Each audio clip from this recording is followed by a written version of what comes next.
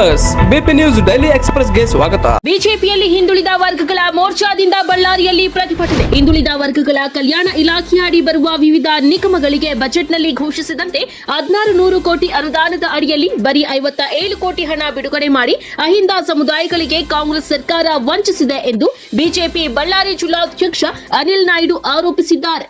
ಅವರು ಶುಕ್ರವಾರ ಬಿಜೆಪಿ ಅಹಿಂದ ವರ್ಗಗಳ ಮೋರ್ಚಾ ವತಿಯಿಂದ ನಗರದ ಜಿಲ್ಲಾಧಿಕಾರಿ ಕಚೇರಿ ಮುಂಭಾಗ ಹಮ್ಮಿಕೊಂಡಿದ್ದ ಪ್ರತಿಭಟನೆಯಲ್ಲಿ ಭಾಗವಹಿಸಿ ಮಾತನಾಡಿದ್ದಾರೆ.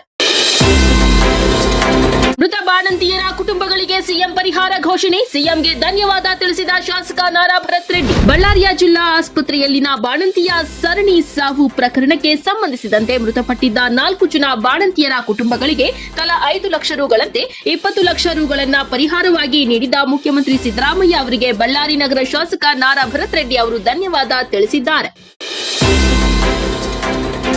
ಅಂಜನಾದ್ರಿಯಲ್ಲಿ ಹನುಮ ಜಪ. ಗಂಗಾವತಿಯ ಐತಿಹಾಸಿಕ ಧಾರ್ಮಿಕ ಕ್ಷೇತ್ರ ಅಂಜನಾದ್ರಿ ಬೆಟ್ಟದಲ್ಲಿ ಹನುಮ ಮಾಲಾ ವಿಸರ್ಜನಾ ಕಾರ್ಯಕ್ರಮ ಶುಕ್ರವಾರ ಬೆಳಗಿನ ಜಾವದಿಂದಲೇ ಆರಂಭಗೊಂಡಿದ್ದು, ಜಿಲ್ಲೆ ಹೊರ ಜಿಲ್ಲೆಗಳಿಂದ ಸಾಕಷ್ಟು ಸಂಖ್ಯೆಯಲ್ಲಿ ಹನುಮ ಮಾಲಾಧಾರಿಗಳು ಈಗಾಗಲೇ ಅಂಜನಾದ್ರಿಗೆ ಬಂದಿದ್ದಾರೆ. ಮಾಲೆ ವಿಸರ್ಜನೆ ಅಂಗವಾಗಿ ಜಿಲ್ಲಾಡಳಿತ ಪಾರ್ಕಿಂಗ್, ತುರ್ತು ಚಿಕಿತ್ಸೆ, ಕುಡಿಯುವ ನೀರು, ಶೌಚಾಲಯ, ಅಗ್ನಿಶಾಮಕ ದಳದ ವ್ಯವಸ್ಥೆ ಸೇರಿ ಎಲ್ಲಾ ಸಿದ್ಧತೆಗಳನ್ನ ಮಾಡಿಕೊಂಡಿದೆ.